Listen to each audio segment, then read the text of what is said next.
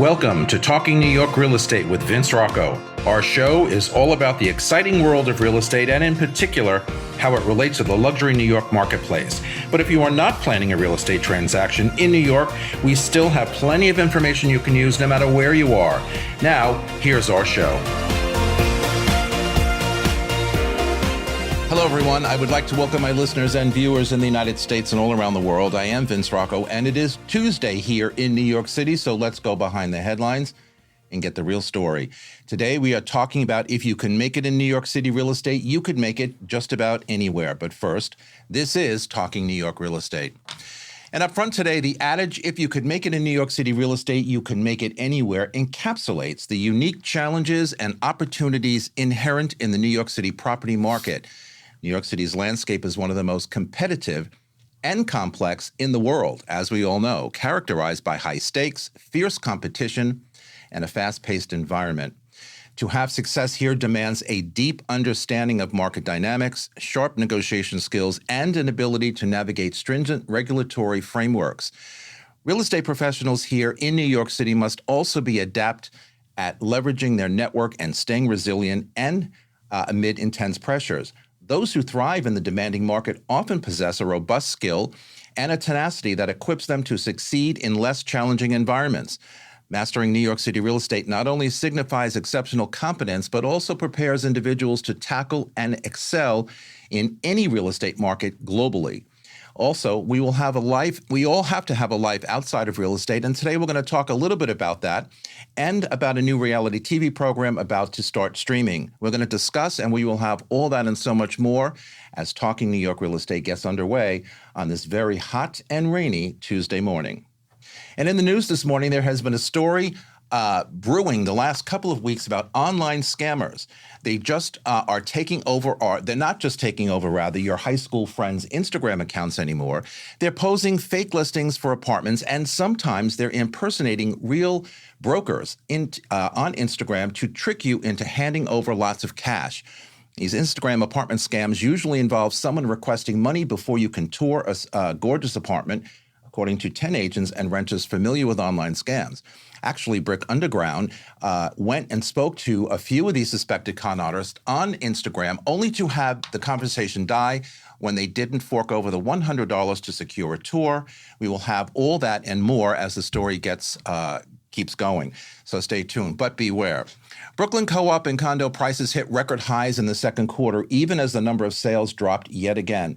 The median sale price for Brooklyn apartments jumped to $990,000 in the second quarter, the highest price tag on record. Higher condo prices drove that increase, with the median sale price for a condo in the borough rising to nearly $1.1 million. Meanwhile, the median price of a co-op in Brooklyn dropped by 8% to $515,000.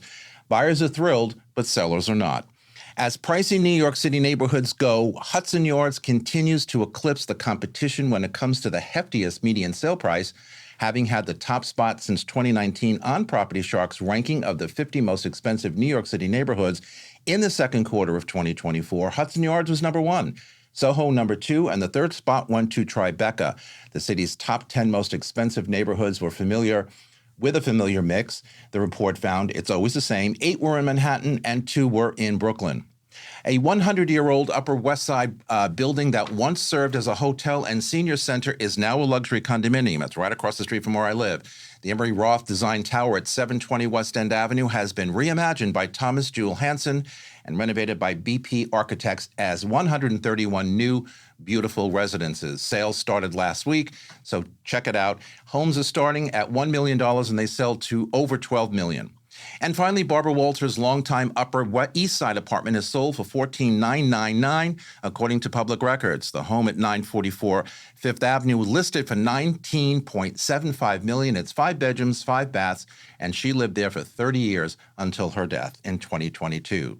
With me today are Mike Bussey from Real New York Apartments and Compass, and Noah Kaplan, executive producer and star of the new series, $1,000 Listing. All right, everybody, we are here today with Mike and with Noah, and we're going to talk about the status of the market as we've been doing the past couple of years. We're going to talk about the topic of the show, which is if you could make it in New York City, real estate, you can pretty much make it anywhere. And as I've said for years, and even when I'm teaching continuing education, this market here in New York City, the way we transact business, the way we transact a deal is so far different than anywhere else, literally around the globe. It sounds like an exaggerated comment, but it really isn't. We do things here that half the time are ridiculous or time consuming that don't make any sense, yet that's our process. So if you can figure that out, if you can also deal with the people and the population of New Yorkers and the different energies and the different personalities, I mean, really, this is like a training ground to be successful in anything you want to do, I think, anywhere else. So, guys, based on the topic today, if you can make it in New York City, you can certainly make it anywhere else. What do you think about that, Noah? Give me your comments on success, how easy or difficult it is from your perspective, and what you do about it.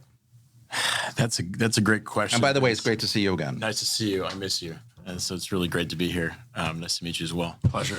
I would just say that, New York City is a very capitalistic city, I would say. Okay. You know, when you come here, you have to adjust financially, right, to the fact that if you have, back in the day, people have all these stories about glorified stories about coming to the city and, if I had $2,000 in my pocket and I made it work. Right now, if you have $2,000 in your pocket, it's very hard to make it work. You have to, I don't know, what's the scenario? You come to the city, you're 22 or maybe 45 or whatever age, and you have bright-eyed and bushy-tailed, as they used to say. Yeah, and you have to, what do? Stay in a friend's couch? Because you're not going to, make sure you have a good credit score. But a lot of these people coming out of college have no idea what a credit score is. And so, or haven't even started one yet or don't have one. So, it can be very brash to start out. That's just starting from the, that's just simply put. But as far as making it here, it is really tough. I have a show called $1,000 Listing that I star on as the agent. And, I have all these clients that come in, and it's kind of a comedy and it's a comedy reality because it's like, how do you get started here if you know nothing about New York? And the answer is you don't. you might get kicked out of somewhere, or you might sink or swim. That's what they say. Face-slapping reality, sometimes I think about it, reality meaning understand where you are, understand your environment, understand what you can and can't do. Everybody comes here, like I said, bright-eyed and bushy-tailed, wanting to conquer the world. Yeah, those are great goals, but you got to do it in pieces. Mike, you're also an enormous success in our industry. Young guy, what do you think about all of this success and how difficult it can be, or in some cases, for some people, how easy it can be? Noah brings up a good point. There was a time when you can come to this town with $2,000 and, at least buy groceries, go out and have fun and do a few things. That doesn't fly anymore. You've got to really have a bag full of, or cash. minimum a guarantor who makes 80 times. Yes, right. Or 80 times the rent. Exactly. If you can make it in New York City, you can make it anywhere. I grew up in Jersey, and growing up, I thought that meant like if you can physically make it to New York City, and I was like, it's so easy. I hop on the train. New York City is a nightmare for so many reasons. It's so expensive. The barrier to entry is just so high. I have clients who are making 150, 160, and they can't even qualify for like a decent studio. It is the most surreal thing in the world. But when you're, working in real estate, I think New York City is probably a lot more approachable than other markets are, just because there's so much business going on. The apartments realistically sell themselves, where if I'm starting real estate in Ohio, it's going to take me, 18 months to maybe get my first sale. But in New York, I can go do half a dozen rentals in a couple months and pay rent. Yeah, what we do here in New York City is not sell, and I've said this also for many, many years. We market apartments. Apartments sell themselves, as you just said. So, but we've got to have our finger in the pie to make sure we know how to get that out there so people can see what it is that is available or what it is that we have. Any specific, do you think, skills or qualities that are essential for succeeding here in New York? What kind of skill? Again, we, and I only mean this in the nicest of ways, we are very, very different here in New York City than people anywhere else. And that's not either good or bad. It's just a fact. What are the essential skills that are needed here? Essential skills to make us stand out among the crowd. As I say all the time when I'm teaching, especially social media class, who are you? Sure. Why does anybody care? Yeah. My famous expression is #, so what, who cares? Right. I mean, I would just Who are simply you? say try not to get too stuck on drugs, because that is this is a city where there's Great a lot, advice. right? Like there's I mean, I'm just being completely honest here. Like I have a lot of talented friends, a lot of smart people, a lot of aspirational. Like, obviously, you have to be aspirational to move to New York and try to make it here. You got to be cutthroat, but like on top of that, try not to be drunk all the time. Try not to get stuck on hard drugs, because this is a playground. I still This want city- my martini on Fridays. I'm telling you. This city is a playground. It's literally, you can go from 0 to 10, and that's one of the coolest things about the city. But the other issue is, you can really get stuck in that, and how are you going to show up to work if you are, still high from the night before? So. Obviously, I follow you on social media, and I see you biking all over the place. And I know you live in Brooklyn. Tell us about that. I mean, that's pretty common, city bike notwithstanding. But I mean, that's pretty common. What does that do for you? I mean, I hate gyms. So I mean, you don't hate gyms. I think you love gyms. I do love the gym. I just started going though. This is a new development. Right. So I have trouble with gyms personally because you probably have a calendar that's all set up. I don't have a calendar that's set up besides my real estate. Oh, you don't? Oh, that's interesting. I go 11 a.m. or like 8 p.m. whenever the hell I can get there. Okay, so you do it. Lack of discipline, okay? All right. The youth. I look at you and I see discipline. I wish. Yeah. I was telling Vince this is the nicest I ever dress. Usually it's t-shirt and jeans. I always dress up for this podcast. But so the bike is in place. So the of bike gym. is in place of the gym. Yeah, it is. Okay. Because I just have trouble walking myself to the gym, spending an hour and a half there and walking myself. One might say that workout routine, whether it's in the gym, whether it's on a bike, whether it's whatever you're doing, even at home, is good for our minds as New Yorkers. Sure.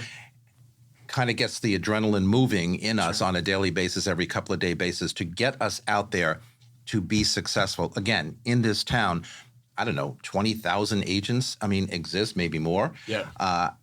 Again, who are you? How do you get through that thick amount of people? I don't know. But those who do, you two are examples. Other people sit back and say, well, what do I do? How do I make this happen? What does one do when they first come here and say, look, I'm moving to New York because that's where the action is. I'm moving to New York because I want to be successful. And I believe the kind of success I want to achieve is only in New York. Yeah, I mean, look, I started off going to college in Waltham, Massachusetts, arguably the worst place to Brandeis? Bentley. Okay. Close. All right. Very close. Well, we went right one. Oh, nice. Okay, cool. Hated it. I left after a year, and I moved to New York City late February of 2020.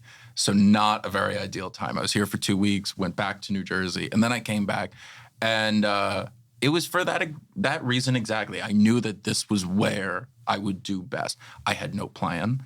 I got into real estate because I was applying for a job at Starbucks while I was in college. And some guy who was helping me find an apartment, literally his exact words, and I think I've said it on the show before, "You're not an idiot. You don't seem like an idiot. Do you want a job?" And I was like, "No, I'm good." And then 2 weeks later, I had no money. And I was like, "Hey, I'd love a job, please." So, I mean, that's New York City. There's no other place in the world where you have so much opportunity, where you can meet reality TV stars just going anywhere. You're absolutely correct. But with all that said, there's a lot of competition. Oh, yeah. Sure. Within our own industry of real estate, or just as people who cohabitate in New York City in general. How do you deal with the competitiveness of just a day-to-day? Yeah. Therapy. Oh, my God, right? Therapy. Yeah. No, I'm serious. I've heard that before. I've seen that before. But in all honesty, though, I mean, the competitiveness can be, awful. Yeah. Yeah, and I mean, what drives that? There's different ways to look at how to beat the competition. I just always think, if my clients like me enough or trust me enough, I've done my job. Like, if I can be honest with them, they'll like me. Like, I'll succeed. In New York City, you get a lot of brokers who maybe aren't super transparent, who maybe go about business in a way that I don't recommend.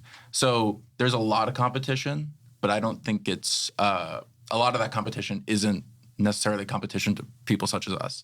Like, we're really doing everything that we can to kind of reinvent the game. So Well, you have to be smart about how you approach anything, especially in this business, because there is a lot of competition out there. We all know that. We all have identified that and can see that. So you got to stay focused. You have to understand, what it is. You have to understand what the end goal is going to be. And I think a lot of times people just kind of fly out of the box on a daily basis when they first come here and think, oh, well, the world is my oyster, or New York City is my oyster. I can just grab anything I want. I can do whatever I want. Well, okay. But that doesn't mean that's going to map to success. You got to have a plan. See, my thinking is, and a lot of folks don't. I mean, I honestly did not when I first came here, 30 years ago. I did not have a plan. I just came here working in corporate America. That was easy, right? And then all of a sudden I became a real estate agent and thought, okay, so that weekly paycheck and all those benefits are long gone now. So now it's up to me. So what do I have to do to ensure that I'm going to get paid every week, or that I can afford to buy benefits on my own? I have to figure out how to make this career a success.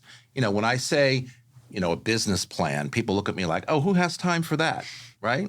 I kind of do everything flying by the seat of my pants. Well, not really. Trust me, it might not have to be written down, but if you look at a lot of the most successful agents in our town, they spend a lot of time thinking about their approach, their business model, their business plan. I worked in corporate America, in technology sales, and every year, starting at IBM, and every year we had a quota. Yeah. And whatever the number was, say $1 million a year in technology sales, that was low, but just using numbers. So next year you got 2 million, and the next year you got 3 million. And so every year your manager wanted to know, well, what are you going to do to double what you did last year? Because you can't just say, all right, give me the number and I'll see what I can do. No. How are you going to make that number double or just even more than last year? And I think here in New York City, it's the same thing. As far as just general success in New York City, I think we still have to have a plan. I mean, I love when you say therapy. Your face was amazing when he said that. Like, oh, okay, yes, that does exist. Because there are things that we need to do aside from just our rushed full day to keep our heads in check. The gym is one of them. How important, though, is networking in this town? I mean, again, from a personal perspective and from a business perspective. I mean, we meet people here, significant others, friends, etc. How important is networking?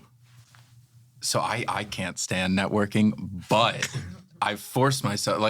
It's the most important thing. I love the honesty at this table today. Sorry, I can't help it. No. I can't do, the first time we ever spoke, there was no small talk. We were just talking about work, talking about everything, talking about social media. Right to the point. Yeah. Ton of fun. I think we spoke for 45 minutes on the phone.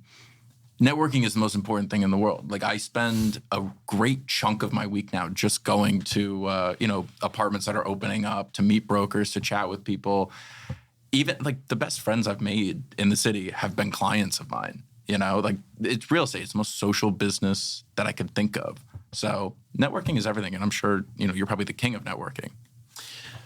It's interesting. I have a lot of thoughts about that. I have a lot of thoughts. I think going to a networking event is probably one of the things that I think is so not naturally me. Going to a networking event. I agree. Also, Frederick Eklund's book. I forget what the book title was, but he was never give someone a business card. Always take their number.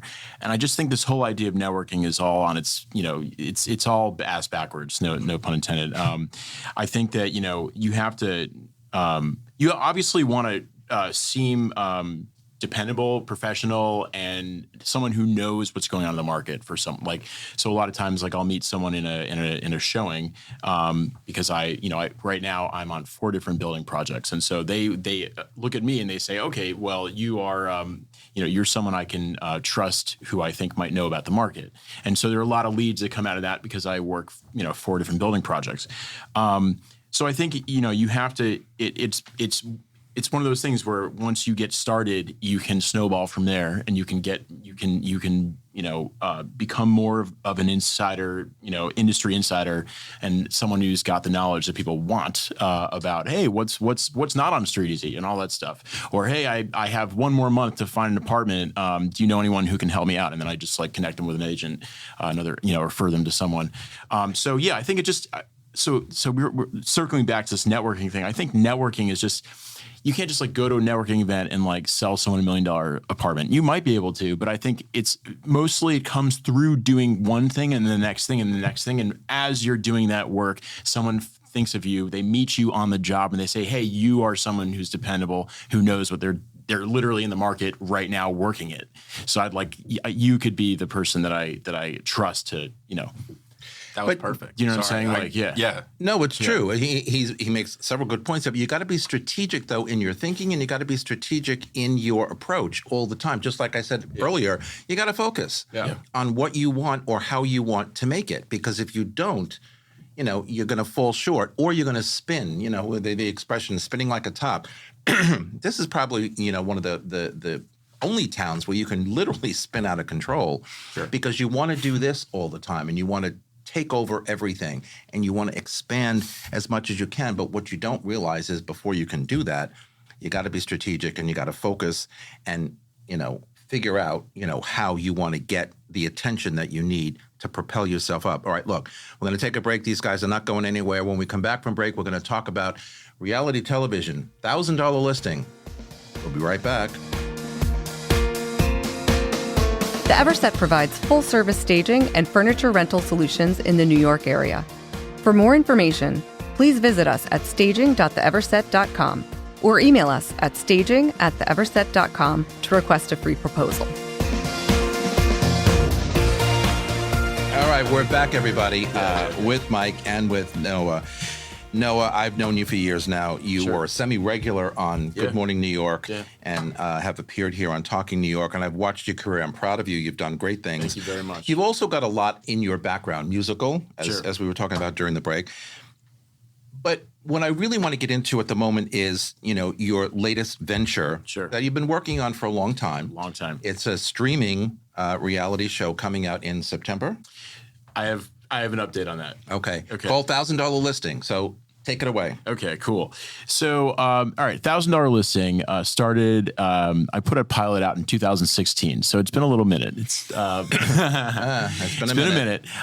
So the story there, which I think is kind of cool for this radio show, is, and this is connected to Ryan, is basically I put out this pilot May 16th, 2016, and that was a Thursday night. The next day, it was in the news because I had gotten a couple of media hits for it while I was at Corcoran. A good friend of mine in the PR department helped me with that, connected me with a couple of reporters. And then it just kind of went everywhere, kind of went sort of viral in the news. And then the next morning, literally after the launch on a Friday, Ryan emails me direct and says, I want to be on this show.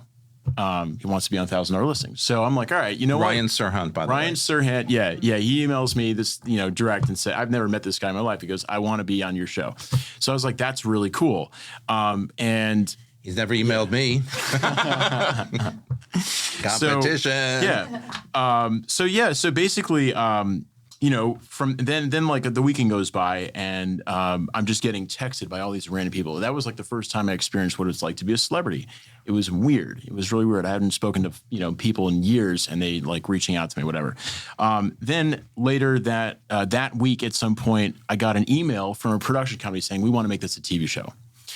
So then all of a sudden, like, it's going kind of crazy in my world, and I had this one guy in my group that actually thought of the name $1,000 listing. He came up with the title, and we actually are making amends now. But ultimately, we had this like dispute because we couldn't figure out how much of the show he owned and this and that. It was like such a mess.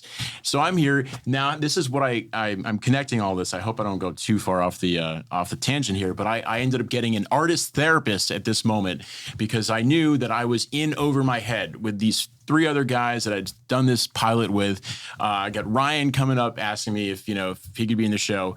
I don't actually, and this is the groundbreaking thing I want to say, I didn't actually want to be on $1 Million Listing or on Ryan's team. I wanted to put out $1,000 Listing. And I had later that year, I had a deal with MTV. We had a development deal, and before I get into that, Ryan was like, I met with Ryan 2 weeks after he emailed me, and he goes, why don't you join my team? And then we can get $1,000 Listing out there.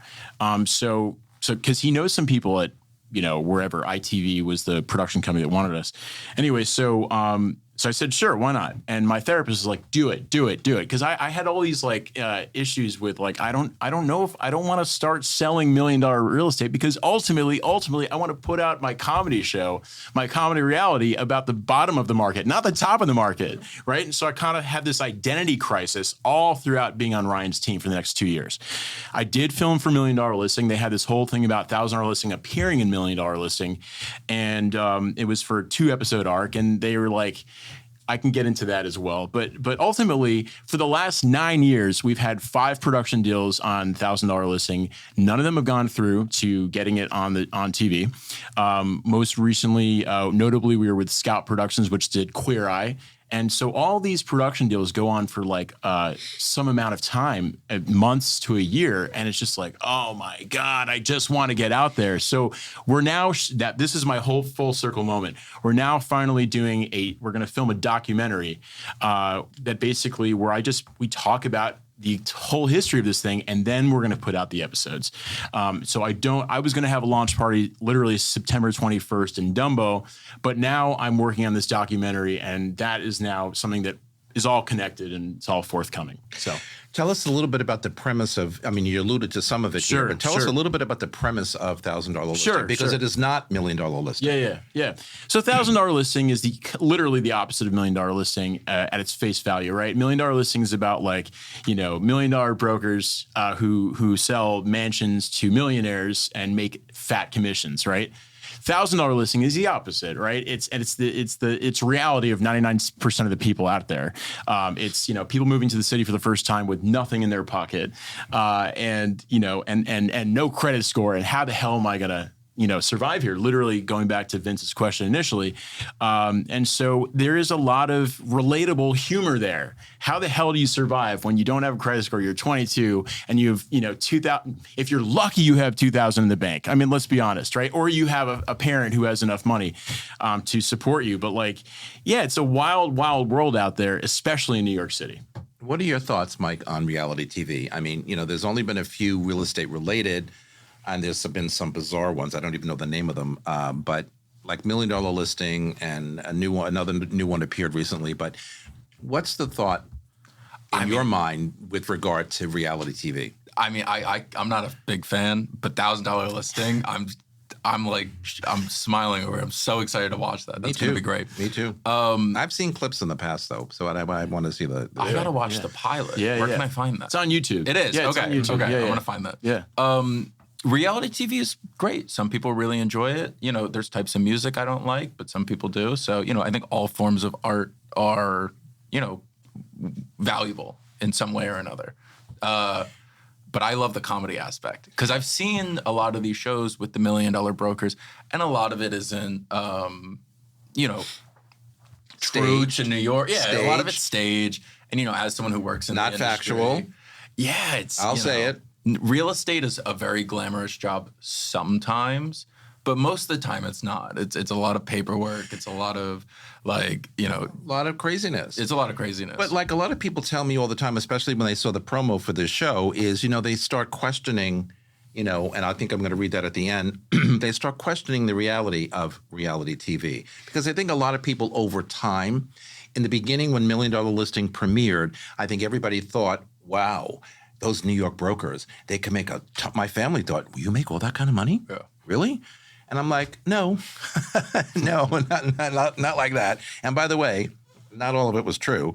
So I think people started realizing, okay, once they got to know their agents, friends or whatever, that probably isn't correct. And reality sets in. It's comedy. It's not even comedy. It's something to watch. It's funny. In some cases, the drama was always amazing. I'm curious. I just want to interject here. I get that you're saying that you're not making tons and tons, but what was your biggest check, Vince, that you've made in your real estate career? I'm not saying that. Okay, all right. Well, I don't know, 150,000. See, that's what I'm saying. 150,000. That's pretty. That's pretty. Actually, probably a little more than that because it was a townhouse. $250,000. $250,000. Yeah. In one check. Yes. Okay, that's pretty baller. I haven't done that. That's Have you done that? No, I don't like. But that was a townhouse. If I could only sell townhouses, please bring them to my way. Come on. Wow, this That's guy's gotta pulling feel out good. magic. Yeah, He's pulling out magic. But you get the point. So I'm also, like as Mike said, I'm very interested in watching $1,000 listing because from a different perspective, a different slant, a comedic. Because after all, when you watched all these other shows, there was not intentional comedy, but we in the industry used to think, oh, come on, really? That can't possibly be, right? Sure. And a lot of it I found funny because I knew that it wasn't true. So tell us what the motivation was for you. You said it before that all you wanted to do was get $1,000 listing on the air. You really didn't want to work on $1 Million. You really didn't want to work, on a real estate team. Why did you want to do this show from the very, very, early concept? What was the impetus when you woke up one morning and said, I can do that, or I want to do it, like this podcast? 10 years ago, 15 years ago, I want to do what I want to do. And then I thought, well, you've never done that. How are you going to do that? You don't even know anybody that can help you do that. And then all of a sudden, bang, it happened, right? Sure. I don't want to digress too much because we are on this real estate show talking about New York City and, the updates there. But I will just say this. I will say that... Digress. You're allowed.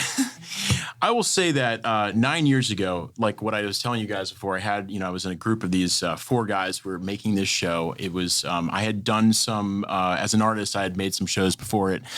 First, it was a music video, and I really enjoyed everything about that, the production of that, and starring on camera and making the music. And then I created a late night show for YouTube that was absolutely awful, but I enjoyed making it, and no one cared about it. And then I just waited for another year until I had some sort of, I was like, I have to come up with a concept that doesn't just rest on me being funny, but it's also completely relatable to a much larger audience.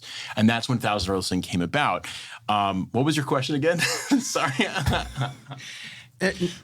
You're right on there, but what was the impetus for you to come up with the concept and then to get it, off the ground, so to speak? Sure. I would say, look, 9 years ago, I had sort of this. At that point, I was all throughout my 20s, I was trying to find myself. I was going to different group seminars and this and that and whatever, therapy. I was trying to find myself. Ultimately, I had this artist mentor in his 60s, guy. His name is Michael Hofka. He's like all over. He's an installed artist in MoMA and the Smithsonian, like all these places. He's a very, very successful lifetime artist. And he said to me, I was hanging out with him at the time, and he said, you know what, you should get yourself an artist development therapist that's going to be a lifelong therapist for you. And you're just going to, the whole point of this is, you gotta. What is that? Is that a therapist for creative types? Correct. Okay. And he was like, so I went to Psychology Today, and I was literally looking for the hashtag like artist development or whatever, and I found a ton of people that came up. I just like dating. I don't think they have a therapist to take care of my issues. No. I can't even imagine. But ultimately, I was doing some dating. I'm like, the artist, trying to find the right therapist. So I was calling them, just like doing dating. I was trying to find my person, and finally I found this guy, and that was around the period that I thought one of the dudes from the pilot was going to basically sue me. So I was kind of worried about this, and I was paranoid, and I was excited, and I was daunted, and all of this happening all at once. And then this guy ended up being perfect for me because he just sort of helped steer me through all this. So going back to your question, the impetus for $1,000 Listing. Ultimately, you know what? I was in a moment right at the beginning of my real estate career where I was like, what the fuck do I have to lose? I really, ultimately, I want to just be honest with my show. I want to make people laugh. I like performing. I love production, and I'm right at the beginning of my real estate career. What do I have to lose? It's not like I'm like millions of dollars in. That's the other reason why I had an identity crisis about $1 Million Listing. It's not like I'm like 10 years in where I'm like, I've got this whole big book of business. I have to be perfect. I can't, stray outside of the mean.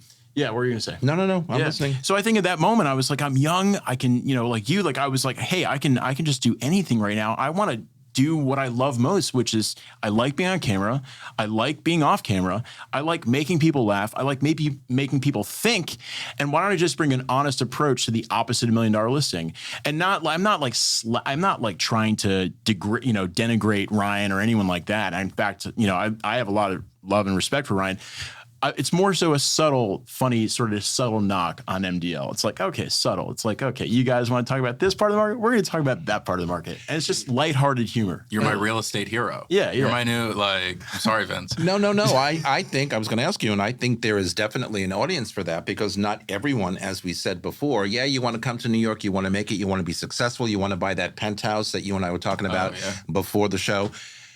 Look, not everybody can do that, and not everybody can do that right away. So you got to start somewhere. I believe that this concept is going to appeal to a lot more people than you might think initially. When you hear this story, Mike, and you hear where he's come from, and what it's taken to get there, do you have the same kind of aspirations? Do you have plans for? You're already successful, but where you want to take it to the next level? So I'm working on it. Because I like again, that's a plan and that's focus. What I will say is, something that I was just thinking about is we do the three of us do three very different things to an extent. Correct. For you, getting onto TV or starting a show, there's such a huge barrier to entry. Yes. Starting a podcast, there's a big barrier to entry. There's a lot that goes into the equipment. I'm so lucky, and I guess we might be three different generations. I don't know the ages here. For me, there was zero barrier to entry. I had a cell phone, I was in apartments, and that was it. And that started my entire company. It just went from that. I didn't have a microphone. but look where it went to and grew to. Yeah. Your presence on social media is phenomenal. Yeah, and I'm very grateful for that. That in itself is a show. So okay. Yeah, not a very entertaining show, unfortunately. Yes, it is. There's so much behind the scenes. Fact. Where it's just it's factual. Come on. But it's a really. I'm so excited about this. I'm just picturing you have 5 normal real estate agents on the show, and then Chris Rock is pretending to be a real estate agent. Here we go. Okay, you can do it. No, it sounds like the best show in the world, but I'm very excited for the future. I don't know where I go next. I have a lot of thoughts of expanding my company into different directions. Do I really lean into the influencer type model, or do I just become effectively a lead generation business? There's a lot of ways that I could go. Well, I was going to say, when you have a lot of success, and especially at a young age, okay, both of you, does it ever get to a point where you say, the thoughts are a little overwhelming. I don't really know where to go next. And it's all natural because, I feel the same way sometimes as most people in this industry do. But because there is so much that we can grab and so much that we can take and make a success from, do you feel like you're overwhelmed in just planning what your next step is going to be or where you want that next step to be? It's going to sound weird. No, I've never... I'm also in therapy, which is great. My therapist just listens to me rant. And why you're not? This guy. I need to go to therapy. You should. Oh my God, Vince. Okay. Game changer. Therapy in the gym. It just, and again, I've gone to the gym 5 times. This is this is a new development. But, what it comes down to is I've never really been nervous. I'm just so goddamn excited. Excuse my language. I'm so excited. You should be. New York City real estate. There's so much to do in New York City. And also, real estate is such an inefficient market that there's so much opportunity to change things to improve. Let me ask you something about therapy, and I don't want to dwell on. Absolutely. No. Speaking of tangents. Right, exactly. I don't want to dwell on therapy, but do you think the need for that? And I think I probably know the answer to this. Do you think the need for that is driven by the intensity of the business that we are in, or that we want to be successful? We want to have that drive to make it in New York City, because if you make it in New York City, you'll make it anywhere else in the world. Is that what is driving the need to go to therapy to kind of maybe calm down or at least put things in perspective? I'm so sorry. I'm going to jump in here. No, go for it. Go for it. I almost want to flip it. I think the kind of person that goes into real estate just kind of inherently needs not therapy, but just someone. I'm agreeing with you. Because that's my biggest use is just it's an hour where I just talk about work and I just totally think out loud, and it's a very effective way to do it. But what most people don't realize is this is a 24/7 gig. Okay. Oh yeah. You don't turn it off when you go to bed at night. Okay. You dream about it. You wake up in the morning. God damn it. whatever. Do you guys dream about touring apartments? I dream about. I do all the time. It's bad. Okay. Yeah. Okay. That's but cool. I'm sorry. That's cool. But I interrupted you. Just go over it. No. It's the industry that we're in, but I mean, I'm curious to hear your thoughts. 'Cause Sure. Is it the person or is it the industry that really causes the need? Does that make sense? Yeah, I think mostly you have a certain personality type that would want to, I mean, generally speaking, that would gravitate towards real estate. This is the kind of person that doesn't want a boss, generally speaking. This is the kind of person that needs a lot of action in their life and needs to move around, generally speaking. This is someone who has high aspirations, generally speaking. This is someone who's entrepreneurial and wants to, put their own footprint and sort of build something from the ground up. So that kind of personality, I don't know, I'll just use myself, for example. That's kind of me. And I have attention deficit, hyperactivity disorder. I was going to ask you both that. But go ahead. Yeah, no, that's why I ride bikes all the time. It's just a thing. I mean, literally one of the reasons why I don't, I mean, it's not for everyone, but one of the reasons why I don't go to the gym is I need to, part of riding a bike is I like seeing things pass me. That helps my brain. I need a lot of I get stimuli. nervous when I see you on the bridge and you're pedaling along and I'm like, exactly. okay, focus. Do you go over the Brooklyn Bridge? All the bridges. The Brooklyn Bridge is the worst incline I've ever done on a bike. But when you got this going and on, it's so narrow, and you're trying to go over the bridge, it's like, hello. Yeah. But I know what you mean. Being on a treadmill at the gym is one of the worst things in the world for me. Yeah. Why you still? That was stationary. cathartic to me. No, it drives me nuts. Yeah, I need things moving Well, because past. Because you're stationary, but yet you're not. When I used to have the music going in my ear and I was focusing on how many steps or how many whatever. Yeah. Mm-hmm. I will say the one thing that I do, because you kind of have to. Sure. Like I have ADHD. I got all of it. Yeah. After every workout, I will sit in the sauna, dead silent, no music, nothing, and just stare at a single point for like 20 minutes. Yeah. And it's painful, but like you kind of have to. It's like a good balance. Boy, that's a complete. Yeah. I mean, listen to me. I'm like this 24/7. Yeah. So you need 20 minutes a day to just. Well, I totally agree with that. All right, listen, we have to take a break. We're coming right back. Don't go anywhere. This is Talking New York Real Estate on the More Network. We will be right back. This podcast is supported by the More Network, powered by Brown Harris Stevens. Real estate touches every aspect of our lives, from design and architecture to investing and the economy. Now there's a way to get all your real estate information in one place. The More Network. With more than 20 podcast and webcast series, the Mastery of Real Estate Network is powered by Brown Harris Stevens, one of the country's most distinguished brokerages. Discover advice from notable entrepreneurs, compelling topics, and access to top global real estate experts. Subscribe to their YouTube and Apple podcast channels by visiting getmorenetwork.com. Okay, everybody, we are back with Mike and Noah. So, Noah, just where does $1,000 listing shoot? Sure. Is it all throughout New York? I mean, I remember, I think several months ago you were all over Europe, and I don't remember really what that was about. Is that related to the show? Not related to the show? Yeah. So I've now spread more of my wings as a creative. I'm also directing a car show.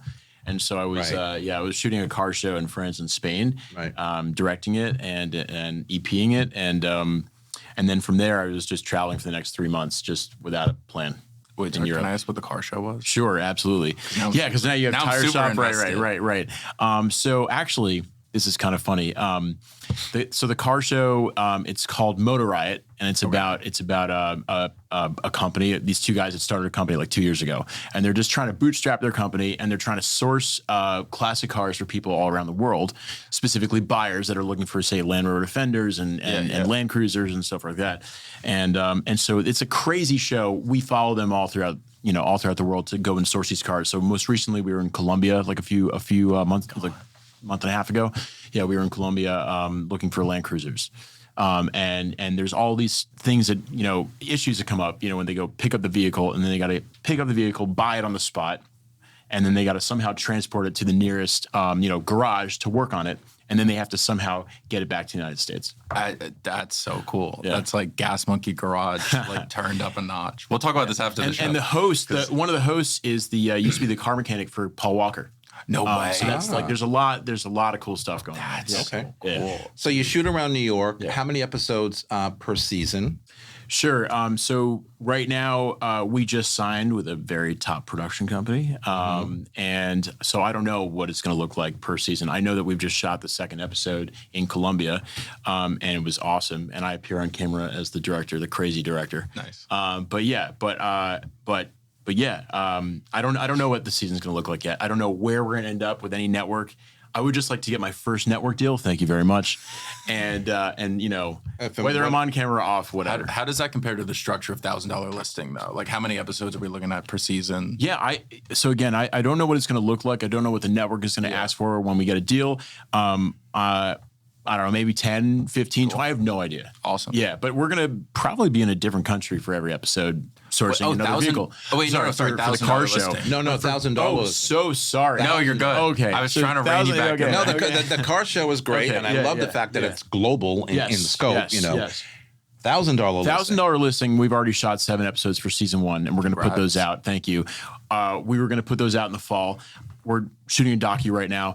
I have a lot to say about this. It was my first, really my first TV show that I was building out, and with someone with ADHD and also an actual real estate agent, I was all over the place. Okay, I was trying to get appearance releases signed. I didn't get all of them signed, so some of these people don't have appearance releases. So I can't actually I can't put the episodes that we have on a network. Why? Because some of these releases aren't signed. So I might end up blurring 2 of the stars' faces, who by the way, we paid, shot for a whole weekend, but didn't end up signing an appearance release. May I ask why they didn't sign an appearance? Because I guess it was a beginner's, stupidity. I didn't get the appearance release signed right at the beginning. And going back to them? And after going back to them, they both honestly, here's a kind of funny thing.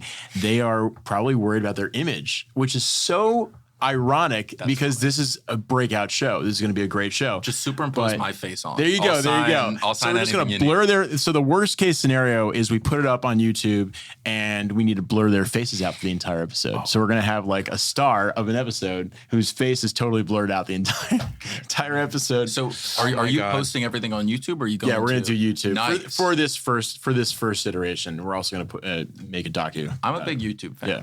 I think they are the biggest streamer, for the people, 2 by the billion people. Right. Well, listen, all the cable companies, including mine here in New York City, now include, aside from Netflix, YouTube as an app choice that's free. I mean, you can get it on your device free anyway. Yeah. But when I go to app, because I want to go to Netflix or whatever else, YouTube is there. And I got to tell you something, watching a show on the big screen like I watch this show on the big screen, kind of fun. Yeah. Right? And it's interesting. I will say this, one of the cool things in $1,000 listing, besides, ceilings being too low and windows being too small. Well, that's okay. And falling over crap in the middle of showings and people not being able to afford things or having really low credit scores, all of that's great. But besides that, Ryan Serhant, the one and only, will appear on the show, firing me off a $1 million listing on $1,000 listing, as well as a bogus launch party. Not bogus. I actually ended up selling this while I was on his team, but another launch party for some condos while I was on his team. We have these 2 funny scenes that Ryan's in, and I'm excited to put it out. You just cut a 0 off everything you do.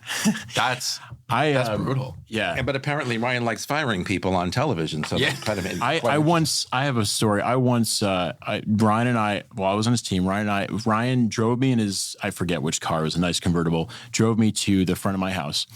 And I said, "Hey, Ryan, do you want to come up?" Because this is after we did like a listing pitch. And he goes, "No."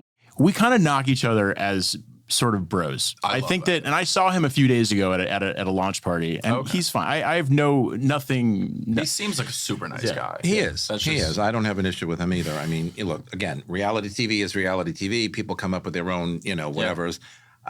Even on the show, though, he came off great. I think he portrayed himself really well on the show. I think he's very authentic. I think what you see is what you get, and you probably know that better than the rest of us here. But I mean, what you see is what you get. All right, let's talk about culture and lifestyle. Sure. As it relates to making it in New York and being successful in New York. Again, whether it's a show, whether it's a successful business, how does that help in shaping, your success? Understanding culture, understanding a lifestyle, whatever that lifestyle is, or better said, when I'm teaching cultural competency, in continuing ed, a new fair housing class, understanding culture, different cultures, different neighborhoods, different people can only make us better and more successful as real estate agents. So just walking life in general in New York, it's the same thing. How important in your world is culture and lifestyle to connect with people, ultimately network, even though we don't love that word networking, and how it feeds into our eventual success? because again, we live in the greatest, most gigantic melting pot in the world. Sure. Yeah. I think you can, if you are, okay, let's go back to what we were saying before. If you are in the middle of real estate work and you are doing great things in real estate, yes, you can use that. You can then go out to these very high society sort of classy, like you can go to the New York Philharmonic, okay, and meet someone there, and they say, "Hey, who are you?" "I'm a real estate agent," and they're like, "Oh, really? What are you up to?" And then if you have a lot going on, then they're going to start thinking of you as someone who knows what they're talking about. They're an industry insider, and they're going to. That is the moment where you could use that quote networking to fuel other ventures with real estate possibilities, opportunities with people. I think you have to be already in action in order to make that work. Without a doubt. Yeah. I was just having this conversation yesterday. When you work with clients, especially really high-end clients, they want to feel not that you're necessarily like an equal, because these are people spending $10 million on an apartment and I'm still renting, but they want to know that you understand their world. They want to know that you can pick out that certain Patek on their wrist or the Maybach that they're driving. They want to understand that you understand these things. Whether, I'm not going out to the Hamptons every weekend, but I can understand the geography of the Hamptons. Sure. That's really what it comes down to. But when it comes down to other cultures, that's one of the best parts of the job. Like, there's nothing more. And, sometimes it's a hit or a miss, but I'll have someone who tells me that they're from, they're just they're from Nepal. And I'm like, just tell me about it. Tell me tell me what it's like growing up. Absolutely. And you learn so much. And it relays back, because the next time I have a client who's from that region or something, I now know the smallest bit to start that conversation and, make them at least feel like someone's interested in hearing about them. Can I add to that? Please. Okay. So I think what you were saying is 100% correct. I will just draw a distinction here. I think 90% of what's going on when you work with someone new is, do they like you? Yep. And do they think that you are someone in the know and are in action and doing good work? The other 10%, and this is what you were talking about also, the other 10% is this weird word called signaling. Okay. Yeah. The other 10% is, I know about that Maybach, or I have that Patek or Patek, whatever the hell you call it. I know, if we're at dinner, I'm going to put my fork and knife at 10 o'clock, once I'm done with the plate, or I'm going to, I didn't know. I'm not going to say someone close to me. Someone close to me was coaching me on getting the fork to my mouth way slower than I'm just normally doing it naturally. Also closing your mouth while you're eating food. All these basics. If you don't do that around people who are like high society people and high positions, and you're trying to work that level of the market, you're going to be signaling yourself out of a role, out of a job. If you do know it, on the other hand, those little subtle things will get you into that without a doubt, into that bracket. Yeah, without a sure. doubt. And it's to your point, like, there's a lot of realtors who will, and to an extent, I think it's important to, if you're doing well, to go buy, look, a Patek is 40, 50 grand. Maybe don't do that. But go buy a nice watch that signals to people, I get it. Like, I understand these things, Again, same thing. I'm not taking a chopper out to the Hamptons. I don't go to the Hamptons. I go to Jersey. But it's very important that clients know, this guy gets it, and right. He interacts with other people who are in my general socioeconomic class, right? Yeah, but there are also people who like to play that role of, coptering out to the Hamptons or doing whatever, or wearing that. I mean, I have a Rolex. I haven't worn it in a year. I mean, it's like, a lot of money. Yeah. But there are people who like to play that role. It makes them feel good. But your point is 100% well taken, because it's fact. Yeah. And they want you to understand. Without correct. Debt. Well, but they want you to understand, who they are, where they come from, because, they want to be treated, I believe, in a certain way. And they should. If they're spending $5, $10, $15, $20, $50 million on an apartment, hey, come on now. I think the real thing here is they want to make sure you get it.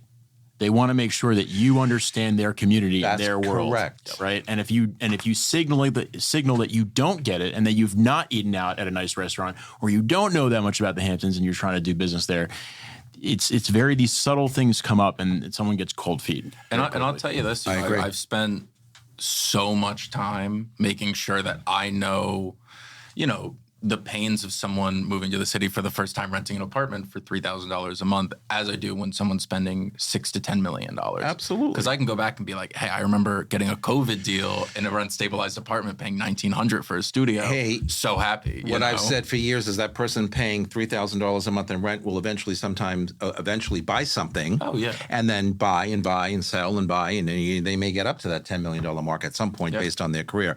All right, one last question. We've got a few more minutes. What is the best thing about New York City for you? What do you love the most about New York? I know it's just so easy. No, it's actually so easy to answer. This is the one city in the world, and I've been all over Europe now at this point, and one country in South America. Unfortunately, that's actually awful sounding. But I would say that New York City is the one city in the world where you can expect it to be living 10 lives in one day.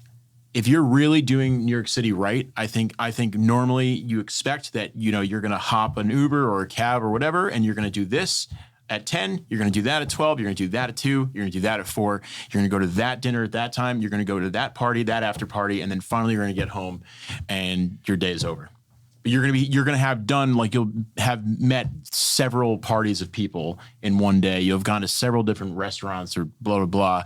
I mean, you will have done so much in one day. You might have gone to several boroughs in one day. That's the New York experience as far as I'm concerned. Mike, the best part of New York for you? That's tough to follow up. I was going to say the food and the people. Like, I go back to the suburbs occasionally, and the food is terrible. The sushi is plastic. We get so spoiled. I'm so spoiled. I know. I'm the same way. But and look, we talked about it earlier. I can't stand networking, but the people that I meet in New York City it's just so interesting. Everyone, because to go back to the first question, you got to do something different to survive here. I hate to say it like that, but like everyone's got their own thing, or they're working on something, or they're thinking about something. Mm-hmm. There's always good conversation to be had. There's always a good connection to be had. I was with a client yesterday. I didn't know what he did for a living. And we were just chatting, and he goes, oh, I do X, Y, Z. And I was like, I do that too. And he's like, oh, get out. We got coffee, chatted for like 2 hours, and now we have new ventures that we're chatting about. That doesn't happen in many other places, maybe in LA, but I don't even think in LA. But I don't think so. Good point. Noah, Mike, my God, thank you. Great conversation. We're coming back with my thoughts of the week right after this. Okay, everybody, we are back with my closing thoughts for the week. Real estate agents venturing into reality television have transformed the perception of their profession while opening new avenues for personal branding and business growth. Shows like $1 Million Listing and now $1,000 Listing provide a behind-the-scenes look at the high-stakes, glamorous world of real estate, showcasing the agents' negotiation prowess, market knowledge, and lifestyle. This exposure not only elevates their status within the industry, but also attracts a broader audience, including potential clients who may be drawn to their charisma and expertise. Reality TV gives agents a platform to demonstrate their skills and build personal brands, which can lead to increased business opportunities and a loyal client base. However, the blend of entertainment and professional life also means that agents must clearly manage their public persona and maintain credibility and trust in the highly competitive field we work in. And many people have said to me they question the reality of reality TV.